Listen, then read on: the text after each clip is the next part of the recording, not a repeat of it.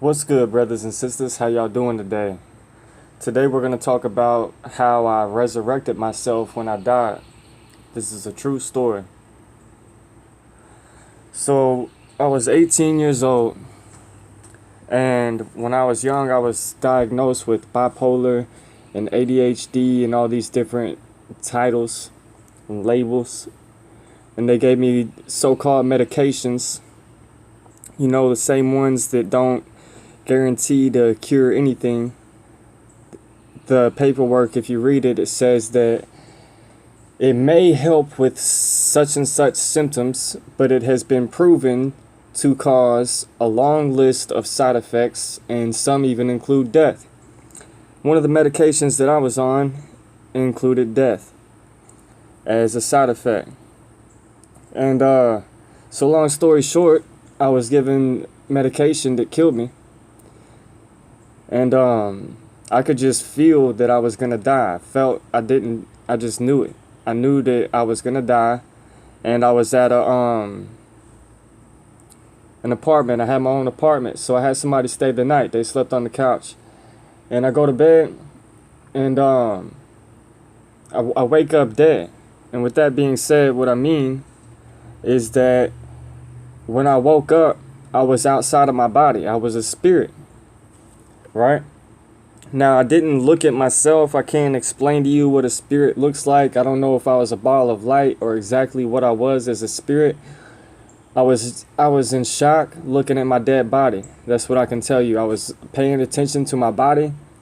I was kind of freaking out. I was like, yo, that's me. What am I doing there? Why am I not breathing? And it didn't take me very long to figure out what was going on. I died. Right? And so my first reaction is to run and get help. But then I quickly realized that I'm dead. I can't go nowhere. So what I do is I pick myself up. And that's right. I had enough strength to pick up a dead weight body of flesh.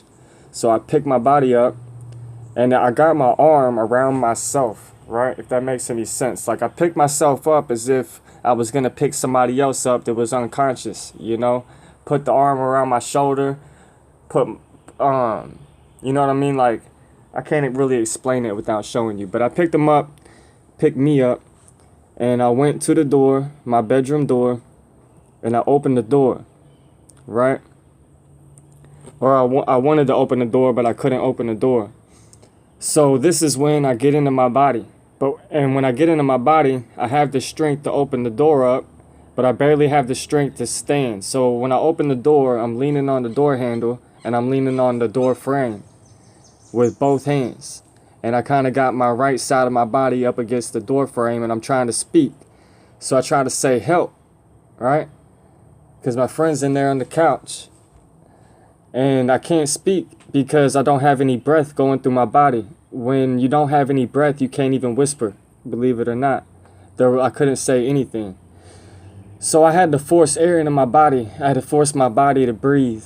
And as soon as I took in that first breath, I was alive again. My spirit was one with my body.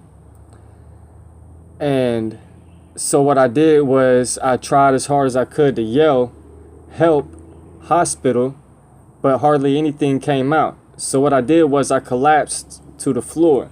Now I'm living on the second floor of the apartment complex. So when I crash to the floor, when I fall down, my knees hit the ground. It shook the ground, and that woke up my friend that was sleeping on the couch. And whenever he woke up, he jumped up, and I said, "Help!" And he's like, "What's going on?" And I just said, "Hospital." He's like, "You want me to take you to the hospital?" I was like, "Hospital," right? And then I kind of passed out for a little bit, and when I wake up, I'm being drugged down the stairs, right? Like, he picked me up the way I picked my body up. He had my arm around his shoulder, and he had his right arm gripping around my back. His hand was like up around my armpit area on the other side of my body. And he left my door open. So I'm like, bro, you gotta shut my door, right?